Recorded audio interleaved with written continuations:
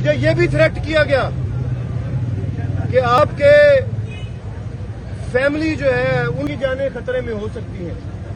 میرا لاہور میں گھر ہے تو سادہ کپڑوں میں لوگ میری فیملی کا پیچھا کرتے ہیں. مجھے کل یہاں پہ جو ہمارا قانون نافذ کرنے والا ادارہ شرمندگی ہے ان کے اوپر. ان کی طرف سے تھریٹ آئی ہے. میرے پی اے کے نمبر پہ قانون نافذ کرنے والے ادارے کے ایک اہم افسر کی کال آئی ہے